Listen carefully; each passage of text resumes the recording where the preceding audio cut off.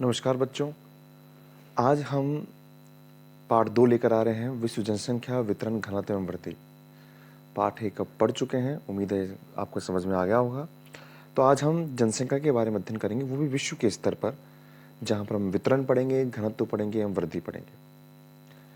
देखिए, अगर पहली बात की बात करें तो हम जनसंख्या वितरण को लेते हैं। वितरण का मतलब होता है, अगर हम किसी भी क्षेत्र की बात करें और कोई भी क्षेत्र है, जैसे मान लीजिए वहाँ पर कोई पर्वत है, कोई नदी है, तो वितरण का मतलब होता है कि जनसंख्या का धरातल पर फैलाव कैसा है। वितरण और घनत्व में अंतर है। वितरण का मतलब है जनसंख्या का धरातल पर फैलाव। जैसे पर्वतों पर नहीं होगा। आपको पता है कि जनसंख्या ज़्यादा कहाँ मिलेगी? समतल मैदानों पर मिलेगी। जैसे अगर हम बात करें अगर इसकी भारत का अगर हम नक्शा लेते हैं, तो भारत के नक्शे में आपको पता ही है कि जो जनसंख्या मिलती है वो आपके उत्तर के विशाल मैदान पर मिलती है। तो यही जनसंख्या का वितरण है कि कहाँ पर जनसंख्या मिल रही है, जनसंख्या का फैलाव कैसा है। इसके बारे में कुछ विद्वान हैं, जैसे रॉल्फे वॉल्डे एमर्सन। उन्होंने बताया कि कोई भी देश स्वर्ण से नहीं मजबूत बनता, बल्कि वहाँ पर रहने वाले स्त्रियों पुरुषों से मजबूत बनता है। इसी कड़ी में अगली परिभाषा आती है जॉर्ज बी क्रेसी की। ये बहुत महत्वपूर्ण परिभाषा है। पहली बात तो ये संबंध किससे है? ये एशिया महाद्वीप से है। इन्होंने कहा कि एशिया में बहुत अधिक स्थानों पर बहुत कम लोग और बहुत कम स्थानों पर बहुत अधिक लोग रहते हैं। आगे आप देख सकते हैं कि 21वीं शताब्दी के अंदर विश्व की जनसंख्या 600 करोड़ है, यानी 6 अरब है, 600 करोड़ है। कुछ जनसंख्या वितरण के अंदर देखिए प्रश्न कैसे आता है, आप समझिए। आपके पास में प्रश्न आएगा कि विश्व स्तर पर जनसंख्या वितरण का वितरण समझाएं। ये तो सामान्य हो गया, लेकिन पर प्रश्न आता है कि विश्व स्तर पर जनसंख्या वितरण का स्थानिक प्रारूप। ये शब्द आपको परेशान करेगा कि स्थानिक प्रारूप क्या है। स्थानिक प्रारूप का मतलब यही है कि जनसंख्या वितरण के संबंध में, घनत्व के संबंध में कहीं भी आ सकता है। इसका मतलब यही है कि जनसंख्या का विभिन्न स्थानों पर किस तरीके से बसाव है, किस तरीके से बसावट है। तो विश्व स्तर पर बात करें तो विश्व की जो जनसंख्या है, अगर हम ग्लोब की बात करें तो 85% जनसंख्या कहाँ रहती है? आपके उत्तरी गोलार्ध में है, और 15% जनसंख्या आपके दक्षिणी गोलार्ध में है। यहीं पर दोबारा प्रश्न बनता है कि विश्व की 85% जनसंख्या उत्तरी गोलार्ध में है, दक्षिण गोलार्ध में कम है। इसका कारण, क्योंकि आपको पता ही है कि दक्षिण गोलार्ध में स्थलखंड का अभाव है, स्थलखंड कम है, इसलिए जनसंख्या उत्तरी गोलार्ध में मिलेगी। विश्व की, हमने जैसे जॉर्ज बी क्रेसी ने कहा कि विश्व की जो एशिया महाद्वीप है, उसमें 60% जनसंख्या निवास करती है। विश्व की कितनी परसेंट जनसंख्या निवास करती है? 60% जनसंख्या निवास करती है। और सबसे बेहतरीन बात यहाँ पर आप देखने को सीखने को मिलेगी कि विश्व की 90% जनसंख्या केवल 10% भूभाग पर निवास करती है। हम उत्तरी गोलार्ध में बात करें तो उत्तरी गोलार्ध में भी जनसंख्या जो मिलेगी वो कर्क रेखा से लेकर आपको 45 डिग्री अक्षांश के बीच में मिलेगी आपको, यानी आपको भूमध्य रेखा से यहीं पर मिलेगी, क्योंकि यहीं पर ही क्या अनुकूल जलवायु है। अभी हम आगे बढ़ेंगे कि जनसंख्या वितरण या घनत्व के अंदर कौन कौन से फैक्टर उत्तरदायी होते हैं। यहाँ पर हम देखते हैं विश्व के सर्वाधिक जनसंख्या वाले देश। पहले नंबर पर है चीन, दूसरे पर है भारत, तीसरे पर है यूएसए, चौथे पर है इंडोनेशिया और पांचवें पर है पाकिस्तान। छठे स्थान पर है ब्राज़ील, सातवें पर बांग्लादेश, आठवें पर नाइजीरिया, नौवें पर रूस और 10वें पर मैक्सिको। यहाँ पर आप देख रहे होंगे कि आपको मालूम पड़ रहा होगा कि एशिया महाद्वीप के, लगभग एशिया महाद्वीप के देश ही आ रहे हैं।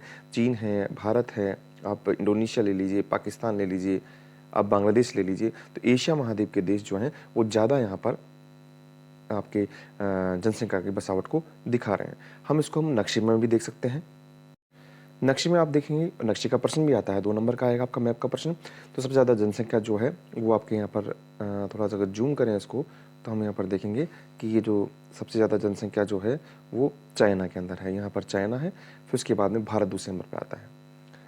ठीक उसी के साथ में आपके, जैसे आपको यूएसए बताया गया, फिर हम ब्राज़ील पर आते हैं। इस तरीके से जनसंख्या का वितरण पूरे नक्शे पर देखा जा सकता है। यहीं पर हम अगर सर्वाधिक क्षेत्रफल की बात करें तो आप देख सकते हैं कि सर्वाधिक जो क्षेत्रफल है वो आपका रशिया का है, सबसे ज़्यादा रशिया का है। फिर दूसरे नंबर पे आपके कनाडा है, फिर आपके अमेरिका है, फिर उसके बाद में आपके जैसे चाइना है। हाँ, तो इस तरीके से जनसंख्या का वितरण है। और भारत जनसंख्या जो क्षेत्रफल के हिसाब से भारत का जो स्थान आता है वो आता है 7वां स्थान आता है पूरे विश्व में, और जनसंख्या के हिसाब से स्थान जो आता है वो आता है दूसरा। इस बात को आपको समझना जरूरी है। क्षेत्रफल के हिसाब से लेंगे आप तो पहले नंबर पर जैसे बताया आपको रूस है, दूसरे नंबर पे आपके कनाडा है, संयुक्त राज्य अमेरिका है, फिर चीन है, फिर ब्राज़ील है, फिर ऑस्ट्रेलिया, और भारत 7वें नंबर पर आता है। इस तरीके से जनसंख्या वितरण आपको समझ में आया होगा। जनसंख्या वितरण पे प्रश्न आए तो आप इस तरीके से अपने आंकड़ों को दे सकते हैं। हम पढ़ते हैं जनसंख्या घनत्व। देखिए, जनसंख्या घनत्व का मतलब होता है कि जनसंख्या का धरातल से अनुपात, कि आप कह सकते हैं किसी भी क्षेत्र में वहाँ की जनसंख्या और कुल क्षेत्रफल का जो अनुपात है वो जनसंख्या घनत्व कहलाता है। मतलब यहाँ पर जनसंख्या और धरातल का अनुपात लिया जाएगा। किसी भी उदाहरण से समझ सकते हैं। जैसे यहाँ पर एक उदाहरण दे रखा है कि किसी एक क्षेत्र है, उसका क्षेत्रफल 10 वर्ग किलोमीटर है, जनसंख्या 4500 है, तो जनसंख्या घनत्व क्या है? तो जनसंख्या घनत्व आप देखेंगे यहाँ पर, तो जनसंख्या घनत्व जो आएगा वो 4500 जनसंख्या हो गई, क्षेत्रफल 10 हो गया, आपने डिवाइड किया तो 450 जनसंख्या घनत्व नहीं कहेंगे, 450 व्यक्ति प्रति वर्ग किलोमीटर जनसंख्या घनत्व कहलाएगा। इकाई लिखना जरूरी है। महाद्वीपों को जनसंख्या घनत्व की बात करें, मैंने आपको पहले बता दिया, विश्व स्तर पर पढ़ रहे हैं, तो पहले नंबर पर जनसंख्या घनत्व एशिया का है, 146 है, फिर अफ्रीका है, फिर यूरोप है, फिर लैटिन अमेरिका, जिसमें मध्य अमेरिका, दक्षिण अमेरिका आता है, उत्तरी अमेरिका और ओशिनिया है, इसमें ऑस्ट्रेलिया और न्यूजीलैंड आता है।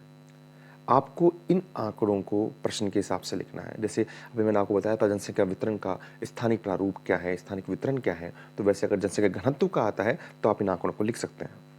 सबसे महत्वपूर्ण जनसंख्या घनत्व को प्रभावित करने वाले कारक, ये काफ़ी महत्वपूर्ण है।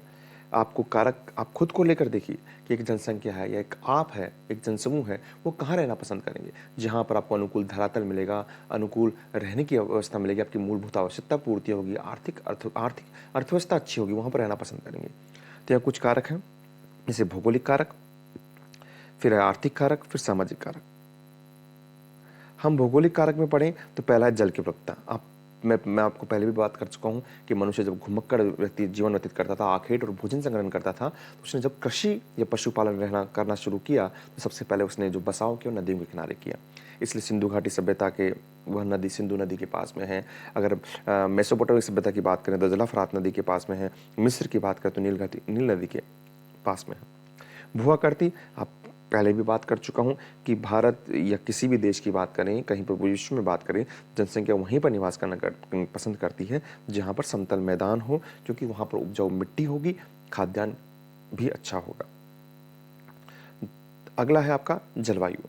आप कभी एक लाइन पढ़ी थी कि विश्व में 90% जनसंख्या 10% भूभाग पर रहती है। वो सब कारण क्या है?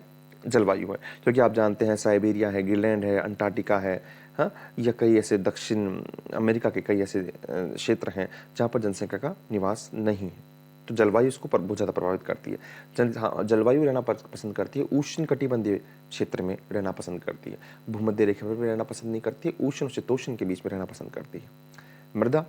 मृदा जैसे अगर भारत का उदाहरण लिया जाए तो भारत में जहाँ जलोढ़ मिट्टी का बिछाव है, गंगा नदी का उत्तर का विशाल मैदान, इसमें आपका यूपी आता है, बिहार आता है, पश्चिम बंगाल आता है, ये क्षेत्र हमारे जो आते हैं, आप वहाँ पर जनसंख्या का सबसे ज़्यादा बसाव मिलेगा आपको। आर्थिक कारक में खनिज है।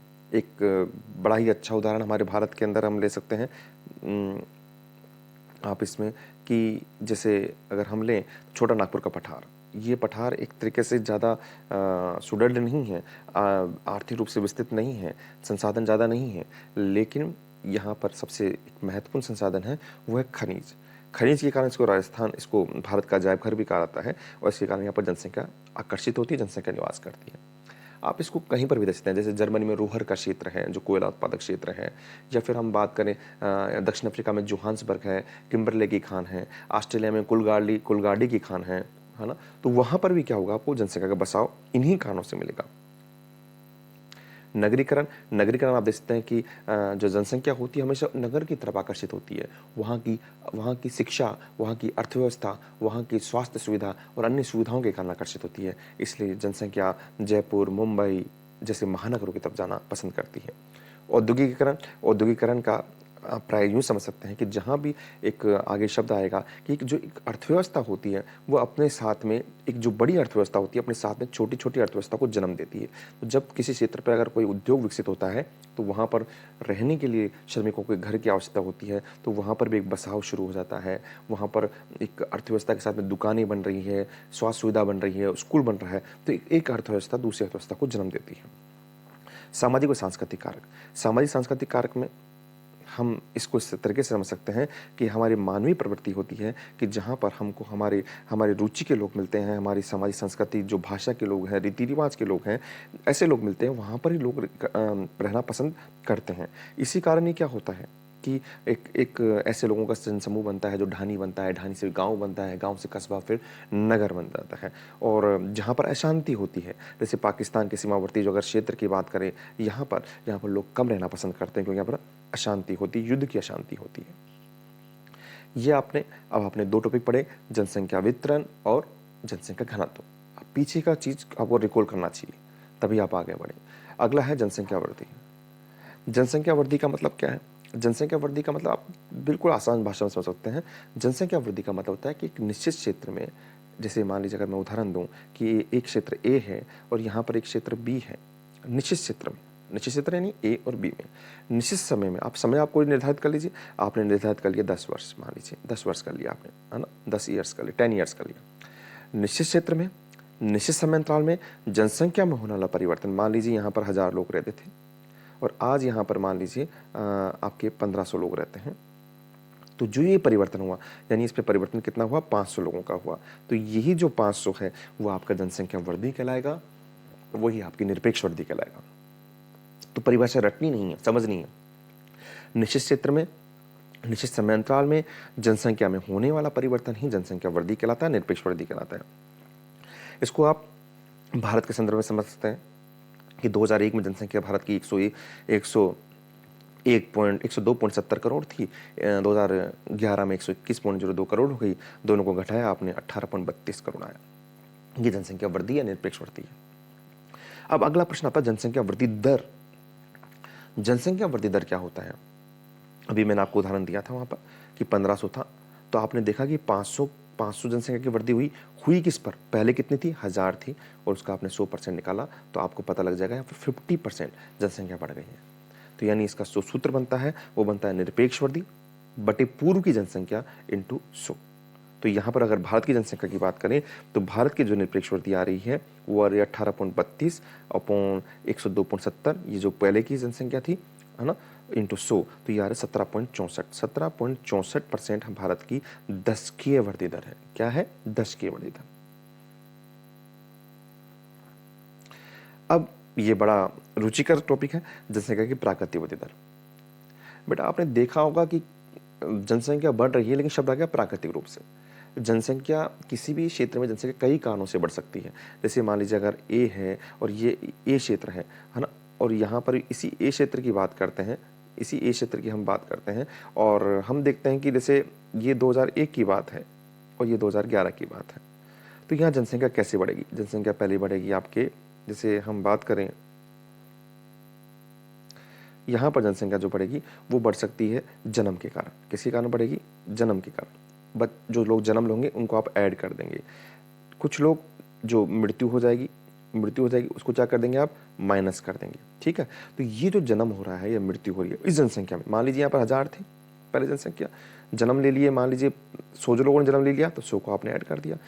मर गए तो मरे तो इसी में से थे, इसमें से ही थे, तो आपने उसको माइनस कर दिया। 50 मर गए तो माइनस कर दिया। तो ये जनसंख्या की प्राकृतिक वृद्धि दर है। प्रकृति कर रही है, हम कुछ नहीं कर रहे। ठीक है, प्रकृति कर रही है, हम कुछ नहीं कर रहे हैं। तो जनसंख्या की प्राकृतिक वृद्धि दर है, इसमें जन्म दर माइनस मृत्यु दर होती है। लेकिन जनसंख्या की वास्तविक वृद्धि दर नहीं है। वास्तविक वृद्धि दर नहीं है। वास्तविक वृद्धि दर क्यों नहीं है? क्योंकि वो जो क्षेत्र है, उस क्षेत्र के अंदर अगर बात करें, ये ए है, इसके अंदर बात करें कि जन्म और मृत्यु से प्रभाव नहीं हो रहा। कुछ लोगों को ऐसा भी हो सकता है कि इस क्षेत्र के अंदर यहाँ से लोग चले गए हों, ठीक है, और कुछ लोग हो सकते हैं यहाँ पर आए हों, कहीं अन्य से आए हों। तो जो चले गए वो तो उत्प्रवासी हैं, आपको प्रवास में समझाएंगे, और जो वहाँ से बाहर से आए हैं वो अप्रवासी हैं।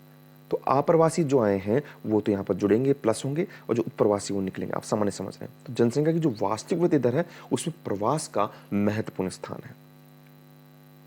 तो प्रवास का महत्वपूर्ण स्थान है, तो यहाँ पर बनेगा आपका जन्म माइनस मृत्यु प्लस अप्रवास आ रहे हैं और माइनस उत्प्रवास।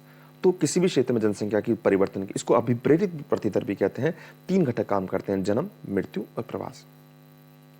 अब जनसंख्या की धनात्मक वृद्धि आप समझ रहे हैं आसानी से, तभी होगी जब जन्म दर ज्यादा होगी या अप्रवास ज्यादा होगा। जन्म दर मृत्यु दर से ज्यादा हो, अप्रवास उत्प्रवास से ज्यादा हो। ऋणात्मक कब होगी? जब मृत्यु दर ज्यादा हो और उत्प्रवास ज्यादा हो। अब हम कुछ पढ़ रहे हैं अशोधित जन्म दर। अशोधित जन्म दर का मतलब क्या होता है? अशोधित, इसका मतलब होता है कि किसी वर्ष में जीवित जन्म, यानी कोई क्षेत्र है उस क्षेत्र के अंदर जन्म हुआ है बच्चों का, तो किसी वर्ष में जीवित जन्म अपॉन उस क्षेत्र में उस जनसंख्या के मध्य जो जनसंख्या है इंटू 1000, इसे हम कहेंगे अशोधित जन्म दर कहेंगे। किसी वर्ष में जीवित जन्म अपॉन किसी क्षेत्र में वर्ष के मध्य जनसंख्या इंटू 1000, ये जन्म दर हो गया। जन्म दर है तो यहाँ पर भी जन्म दर है, आप देख रहे हैं। लेकिन यहाँ पर अगर हम देखेंगे, यहाँ पर अशोधित मृत्यु दर है, तो किसी वर्ष में मृतकों की संख्या अपॉन किसी क्षेत्र में वर्ष के मध्य जनसंख्या, यानी यहाँ पर अशोधित जन्म दर में आपके पास में क्या आएगा, यहाँ पर मृत्यु दर आएगा। परिभाषा बिल्कुल सामान्य है, समझिए आप। इसमें है कि किसी क्षेत्र विशेष में प्रति 1000, क्योंकि आपने प्रति 1000 लिया, सूत्र था जनसंख्या पर एक वर्ष में पंजीकृत जीवित जन्मों के जो बच्चे हैं उनकी संख्या को अशोधित जन्म दर कहते हैं। पंजीकृत यानी ऐसा नहीं है कि जो बच्चा जिसका जन्म हुआ हो पंजीकृत हो, पंजीकृत यानी वो सरकारी आंकड़ों में हो तो वो अशुद्ध जन्म दर में आएगा। और मृत्यु दर में होगा किसी क्षेत्र विशेष में प्रति 1000 जनसंख्या में एक वर्ष में होने वाले मौतों की संख्या को अशुद्ध मृत्यु दर कहते हैं। शिशु मृत्यु दर, शिशु मृत्यु दर का मतलब होता है कि प्रति 1000 जन्मे बच्चों में, आप बच्चे अगर जन्म ले रहे हैं, आप समझिए इसको, बच्चे अगर जन्म ले रहे हैं तो बच्चा अगर मान लीजिए 2 साल 1 साल से ऊपर अगर उसकी मृत्यु होती है तो शिशु मृत्यु दर में नहीं आएगा। बच्चे की मृत्यु अगर 1 साल से पहले होती है तो वो इसमें आएगा। तो बच्चे की मृत्यु अगर 1 साल से कम, तो परिभाषा क्या है, प्रति 1000 जीवित जन्मे बच्चों में 1 वर्ष से कम उम्र के बच्चों की मौतों की संख्या, 1 वर्ष से कम उम्र के बच्चों की मौतों की संख्या को शिशु मृत्यु दर कहते हैं। यानी अगर 1000 बच्चे जन्म ले रहे हों उनमें 1 वर्ष से कम उम्र के बच्चों की अगर मृत्यु होती है तो वो शिशु मृत्यु दर में आएगी। अब हम पढ़ेंगे प्रवास। देखिए प्रवास को अगर हम समझें तो प्रवास का सामान्य अर्थ ये होता है कि अगर एक स्थान है, ये जन्म स्थान है और यहाँ से किसी व्यक्ति का जन्म हुआ है और वो किसी अन्य क्षेत्र पर गमन करता है, कोई भी क्षेत्र उस पर गमन करता है, तो ऐसे तो नहीं करेगा, किन्हीं कारणों से करेगा। कुछ कारक ऐसे होंगे जो उसे यहाँ से जाने के लिए विवश करेंगे, धकेलेंगे, और कुछ कारक होंगे जो यहाँ पर उनको आकर्षित करेंगे, वो इस जनसमूह को ये आकर्षित करेंगे। तो जो यहाँ पर धकेल रहे हैं वो तो कहलाते हैं प्रतिकर्ष कारक। क्या कहलाते हैं? प्रतिकर्ष कारक। आप खुद समझ जाइए, जो आपको बुला रहे हैं वहाँ पे, ये बुला रहे हैं आपको कारक, ये बुला रहे हैं कि आप आइए यहाँ पे, तो वो कहलाते हैं अपकर्ष कारक। खींच रहे हैं आपको, अपकर्ष कारक। अब आप समझ रहे हैं कि कोई चीज़ बुला रही है तो अच्छी होगी, कोई धकेल रही है तो कोई नेगेटिव चीज़ ही होगी। तो आप इनको शब्द को पकड़ के रखना, प्रतिकर्ष कारण, अपकर्ष कारक। इस कारण होता है, अब ये क्या होंगे हम आगे पढ़ेंगे। तो क्या होता है कि अगर कोई जनसमूह किसी भी कारण से, यानी कोई सामाजिक कारण से, सांस्कृतिक कारण से, राजनीतिक कारण से अपने मूल स्थान को छोड़कर गंतव्य स्थान पर जाता है, समझिए, मूल स्थान को छोड़कर गंतव्य स्थान को जाता है, तो इसे प्रवास कहा जाता है। अपने मूल स्थान को छोड़कर जा रहा है तो मूल स्थान के लिए वो कहलाएगा उत्प्रवासी। क्या कहलाएगा? वो उत्प्रवासी। और आपके गंतव्य स्थान के लिए कहलाएगा वो आप्रवासी, क्योंकि वो आ रहा है तो आप्रवासी कहलाएगा। क्लियर? तो यहां पर आपको मैंने बताया कि कुछ कारक फैक्टर काम कर रहे हैं, तो जो फैक्टर आपको बुला रहे हैं उन्हें अपकर्ष कारक कहते हैं। वो क्या कारक हो सकते हैं? वो उच्च शिक्षा हो सकती है, वो रोजगार हो सकता है, वो नगरीकरण हो सकता है, कोई अच्छी स्वास्थ्य सुविधा हो सकती है, कुछ भी कारण हो सकते हैं। और जो कारक आपको भेज रहे हैं, वहां से धकेल रहे हैं, वो प्रतिकर्ष कारक हो सकते हैं। वो नकारात्मक कारक भी कहलाते हैं जो आपको मूल स्थान से भेज रहे हैं। जैसे वहाँ पर मान लीजिए कोई सामाजिक अशांति हो जाए, कोई युद्ध हो जाए, कोई राजनीतिक अशांति हो जाए, हाँ, प्राकृतिक आपदा आ जाए, अच्छी स्वास्थ्य सुविधा नहीं है, शिक्षा सुविधा नहीं है, तो आपको प्रतिकर्ष कारक कहलाएंगे। आप समझ रहे होंगे। अब हम जनसंख्या वृद्धि की प्रवृत्तियां पढ़ेंगे। यहाँ पर मैं वापस आपसे एक निवेदन करूंगा कि आप किसी भी को पढ़ें तो हेडिंग जरूर पढ़ें, जनसंख्या वृद्धि की प्रवृत्तियां। प्रवृत्तियां यानी स्वभाव। प्रश्न आता है जनसंख्या वृद्धि की प्रवृत्तियां बताएं, और आपको याद ही नहीं है कि उत्तर क्या है। उत्तर यही है, याद है, लेकिन आपको प्रश्न याद नहीं है। तो जनसंख्या की प्रवृत्तियां यानी किस प्रकार से जनसंख्या में बदलाव हुआ है। आप देखेंगे कि 1 अरब आपकी जनसंख्या 1830 में थी, 2 अरब 1930 में थी, 3 अरब 1960 में थी। यानी पहले 1 अरब में 100 वर्ष लगे, फिर 30 वर्ष लगे, फिर 15 वर्ष लगे, फिर 12 वर्ष लगे। तो ऐसा क्यों? ये प्रश्न भी आ सकता है। ऐसा इसलिए क्योंकि शुरुआत की अगर बात करें, इस फेज की बात करें, तो यहाँ पर क्या था? अशांति थी, युद्ध था, प्राकृतिक आपदाएं थी, अच्छी स्वास्थ्य सुविधाएं नहीं थी, तो लोगों की मृत्यु दर बहुत ज़्यादा थी। तो धीरे धीरे जनसंख्या बढ़ रही थी। और अब हम बात करें 87 का, 89 का, 2011 का काल, यहाँ पर अच्छी स्वास्थ्य सुविधाएं हैं, एक अच्छा जीवन स्तर है, तो यहाँ पर जनसंख्या तेजी से बढ़ रही है। तो यहाँ पर अब 1 अरब होने में, 6 से 7 अरब होने में केवल मात्र 12 वर्ष लगे। तो कारण आपको बता ही दिया, स्पष्ट है। अब इसी तरीके से विश्व की जनसंख्या वृद्धि को दुगना होने में कितनी अवधि लगी, ये आप यहीं पर डाल सकते हैं। अगर आपका साथ है जनसंख्या वृद्धि का प्रवृत्तियां विश्व स्तर पर बताएं, तो वो और ये टॉपिक दोनों यहाँ पर आएंगे, दोनों उत्तर बनेंगे यहाँ पर, ध्यान रखना। 1650 में 50 करोड़ थी, 1804 में 100 करोड़ थी, 1927 में 200 करोड़ थी, 74 में 400 करोड़ थी और 25 में 800 करोड़ है। कितनी है? 800 करोड़ हो जाएगी अनुमानित। तो एक प्रश्न यहाँ से बनता है कि 2025 में विश्व की जनसंख्या कितना होने का अनुमान है, तो आप लिखेंगे 800 करोड़। अब जनसंख्या वृद्धि परिवर्तन का स्थानिक प्रारूप, स्थानिक प्रारूप में आपको समझा चुका हूं। स्थानिक प्रारूप में क्या है? स्थानिक प्रारूप में समझना है आपको कि अगर आप तुलना करेंगे कि जनसंख्या परिवर्तन कैसे परिवर्तन हो रहा है, तो आप तुलना करेंगे कि जो आपके विकसित देश हैं, जो विकसित देश है, जैसे मान लीजिए अपन बात करें, ये आपका एक विकसित देश है ए, तो यहाँ पर क्या मिलेगा आपको? सबसे आप जानते हैं कि यहाँ पर इकोनॉमिक जो व्यवस्था है वो अच्छी मिलेगी आपको, आर्थिक व्यवस्था अच्छी मिलेगी। यहाँ पर आपको इकोनॉमिक के साथ में क्या होगा? एजुकेशन भी अच्छी मिलेगी आपको, एजुकेशन भी अच्छी मिलेगी। और जो एक विकासशील देश है कोई भी, तो वहाँ पर इकोनॉमिक व्यवस्था इतनी अच्छी नहीं मिलेगी, थोड़ी कम मिलेगी आपकी, और एजुकेशन भी थोड़ी कम मिलेगी।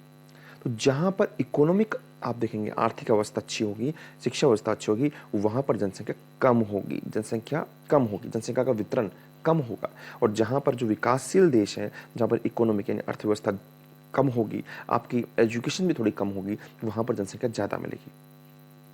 तो इस प्रकार हम दे सकते हैं कि जनसंख्या वृद्धि और आर्थिक व्यवस्था का ऋणात्मक संबंध है। बताया मैंने आपको कि आर्थिक अवस्था अच्छी यानी विकसित देश, तो जनसंख्या वृद्धि कम, ऋणात्मक हो गया। और अगर भारत की बात, भारत को लेते हैं विकासशील देशों में, भारत में आर्थिक विकास इतना अच्छा नहीं है, तो जनसंख्या वृद्धि ज़्यादा है। तो इसको आप समझ सकते हैं कि यूरोपियन कंट्री है, आर्थिक विकास अधिक, जनसंख्या वृद्धि कम। एशिया में आर्थिक विकास कम, जनसंख्या वृद्धि भी कम। एक बात और देखेंगे कि विश्व में, एक प्रश्न बहुत अच्छा आता है यहाँ पे, कि विश्व में जनसंख्या वृद्धि की वार्षिक वृद्धि दर 1.4% है मात्र, फिर भी जनसंख्या इतनी द्रुत गति से बढ़ रही है, क्यों? क्योंकि बेटा 1.4% वार्षिक वृद्धि दर, ये शब्द को समझिए, एक साल में बढ़ने वाली जनसंख्या। तो जो 1.4% काम कर रहा है, वो बहुत बड़ी जनसंख्या पर काम कर रहा है। इस कारण यहाँ पर जनसंख्या वृद्धि क्या होगी? 10 साल में विशाल परिवर्तन हो जाएगा। ये हम जो पढ़ रहे हैं वो सब पढ़ रहे हैं हम जनसंख्या का परिवर्तन। तो यहाँ पर हम ये पढ़ लेंगे, इसके बाद में देखिए आप जनसंख्या का विशाल परिवर्तन हो जाएगा, क्योंकि 1.4% काफ़ी बड़ी जनसंख्या पर लागू होगा। अब इसमें जनसंख्या वृद्धि में महाद्वीपों का स्थान, तो पहला जो स्थान आता है अफ्रीका का आता है। घनत्व में तो एशिया था, लेकिन वृद्धि में अफ्रीका है। और एशिया, यहाँ भी प्रश्न बनता है क्यों अफ्रीका में क्यों है? क्योंकि अफ्रीका में जितने भी देश हैं वो विकासशील अवस्था में या अल्प विकसित अवस्था में है, तो वहाँ पर आर्थिक विकास भी स्तर नीचा है और शिक्षा भी नीची है, इस कारण वहाँ पर जनसंख्या वृद्धि ज़्यादा है। अब देखिए जनसंख्या परिवर्तन का प्रभाव एक टॉपिक आ सकता है, 2 नंबर का प्रश्न आ जाए, 3 नंबर का प्रश्न, जनसंख्या परिवर्तन का प्रभाव क्या होता है? जनसंख्या परिवर्तन का सबसे बड़ा प्रभाव होता है वो होगा संसाधनों पर दबाव, संसाधनों पर दबाव होगा, संसाधनों पर दबाव होगा, जिससे क्या होगा कि वहाँ पर सामाजिक पर्यावरणीय समस्या उत्पन्न हो जाएगी। वहाँ के संसाधन जो हैं वो अभी हम आगे पढ़ेंगे, हम मोल्थस का सिद्धांत पढ़ेंगे, जहाँ पर हम बताएंगे कि किस प्रकार जनसंख्या वृद्धि होती है और संसाधनों पर दबाव पड़ता है। तो संसाधनों पर दबाव पड़ेगा तो वो क्या करेगा? भारत जैसे जो विकासशील देश हैं उनकी आर्थिक व्यवस्था को रोकेगा। इसलिए भारत भी जागरूक हो रहा है जनसंख्या वृद्धि को रोकने के लिए। फिर इसमें देखेंगे हम आगे कि कुछ एक है, जैसे हम पढ़ सकते हैं कि जनसंख्या में परिवर्तन हो रहा है किन कारणों से हो रहा है। जैसे एड्स की बात करें, इसका फुल फॉर्म है एक्वायर्ड इम्यूनिटी डिफिशियंसी सिंड्रोम। ये घातक बीमारी है और ये, जैसे मैंने बताया, अफ्रीका में जनसंख्या वृद्धि हो रही है, लेकिन अफ्रीका और राष्ट्रमंडल देश जो हैं, राष्ट्रमंडल देश जो उपनिवेश देश हुए थे, इंग्लैंड के अधीन हुए थे, उन्होंने मिलकर एक जो ग्रुप बनाया वो राष्ट्रमंडल देश हैं इन्होंने, और वे एशिया में अब मृत्यु दर को बढ़ा दिया है, जिससे इनकी क्या हो गई है? जनसंख्या वृद्धि धीमी होने लग गई है। इस कारण जो अफ्रीका है इसकी जनसंख्या को प्रभावित कौन कर रहा है? एक ये जो बीमारी वो प्रभावित कर रही है।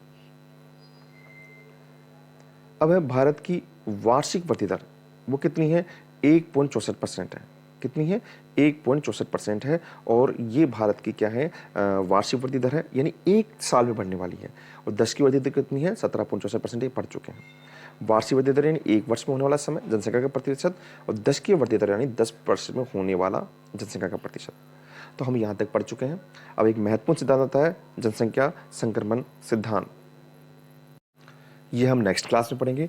आप जितना पढ़ा उसका रिवीजन कीजिए। हम ये टॉपिक हम नेक्स्ट क्लास में पढ़ेंगे। ठीक है बेटा, समझ में आया होगा। और मैं जब नेक्स्ट क्लास लूँगा तो ये पीछे वाला सारा टॉपिक मैं एक बार रिवाइज़ ज़रूर करूँगा। Okay, thank you.